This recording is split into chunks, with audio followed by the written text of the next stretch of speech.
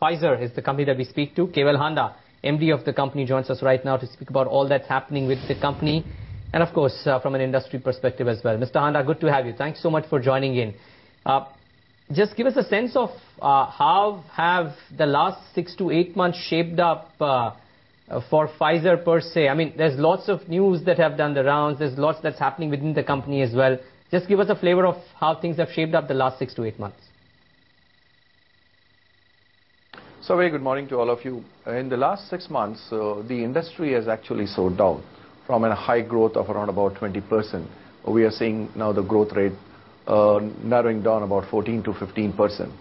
Hopefully, with the budget being very positive and hopefully with some reform measures announced, we will see some uptake and we will see higher growth in the industry. As far as Pfizer is concerned, we've been growing above the EI, above the industry, and we will continue to do so. We've been focusing on launching branded generic products, and we're also focusing on launching our new products from the parent company. We also added people. We added 2 teams, one the neuroscience team and the diabetic team, so almost added about 400 people last year. Oh, yes, sir. We will talk about all of that. You've launched 2 insulin brands as well in the domestic market. So talk about all of that. But just a couple of updates that I was really interested in. I mean, after the global acquisition of Wyeth by Pfizer US, a lot of people on the street are expecting the Indian subsidiaries to be merged in the same spirit as well. Is that going to happen? And if so, when can we expect the swap ratio for the merger to be arrived by? At this point of time, we have done the operational integration, and the 2 companies are really working and getting all these synergies that we needed to capture. As far as the legal integration is concerned, there's no decision taken yet, so I really don't want to comment on it. Okay, but has there been, I mean, do you internally feel that with the alignment of the 2 companies, the marketing team alignment as well, that would have happened, has that been an incremental benefit over the last 6 to 8 months for the Pfizer India? Definitely. In fact, if you look at the growth of Wyeth has been growing almost about 20% from as low growth as below 10% growth.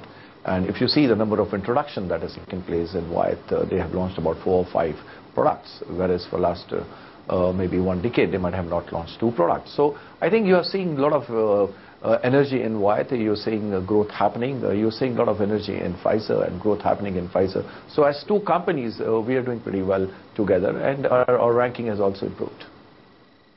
Right. The company, of course, will see the animal healthcare division to subsidiary for about 440 crore rupees. What's the rationale for the same, and by when will transfer of fund happen to Pfizer? At this point of time, we have just transferred the assets to a subsidiary company, and so that it becomes a standalone animal health company as a part of the Pfizer subsidiary. That's what we have done at this point of time. There has been a valuation report, and the value of the assets is around about 440 crores, what you mentioned. So we have not taken any other steps at this point of time. So I really won't be able to comment upon as to what will be the next stage and when that will happen. You also, of course, launched 2 insulin brands in the domestic market. How's been the performance, and are you looking at more such launches? Yeah, definitely. The performance of these 2 brands have been pretty good, and we have been able to make a dent and quickly capture some market share. We are looking also to expanding the market. We are looking at launching more brands in future. We are looking at launching the device also. So this is going to take some time, but hopefully we should be there with a larger portfolio in due course.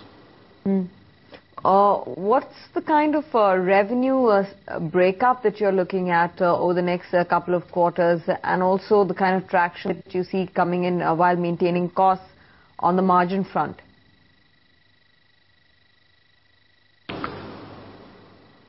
As far as the revenue is concerned, we are looking at strong double-digit growth above the market growth. In terms of cost, we are taking various measures to contain costs, looking at efficiency and effectiveness of expense. We are also looking at how do we maximize the field force productivity. and so that we generate more prescription for doctors. So those are the areas that we have been now focusing on, and then seeing that how do we increase the sales and reduce our cost. Which was the question really. I mean, this expansion of field force, you have mentioned in the past that this would be, I mean, this is essentially also done to reach into the tier 2, tier 3 cities, so on and so forth. You believe higher double-digit growth as a result of all that you've done in the last 12 months could be a distinct possibility, if not for FY12, then maybe the latter half of FY13? Definitely, you know, it's a cumulative effect. You bring in more products in the marketplace, you have more feet on the ground, you expand the market, you have more share of voice, you create more therapeutic dominance that we have done in CNS. You enter into a new segment completely where you are not there, present in the past, for example, and the diabetic segment. All this will add on to the growth story. And it's a time where maybe 2012 is the year where you like to consolidate and improve your productivity as you move forward. Okay, one final word then, Mr. Handa.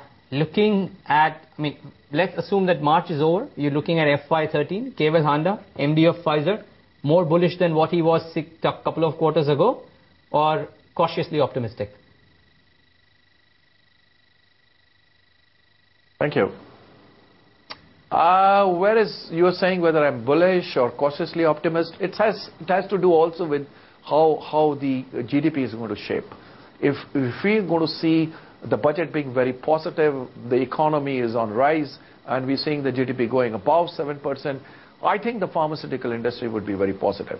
But on the other hand, if the new drug policy comes in and hits the pharmaceutical industry, on the other hand, the laws on FDI hits the pharmaceutical industry, or the compulsory licensing hits the pharmaceutical industry, then we will see a negative sentiment flowing in the pharmaceutical industry. And then we cannot really be excluded from this negative sentiments. So we need to see how these events shape out in future.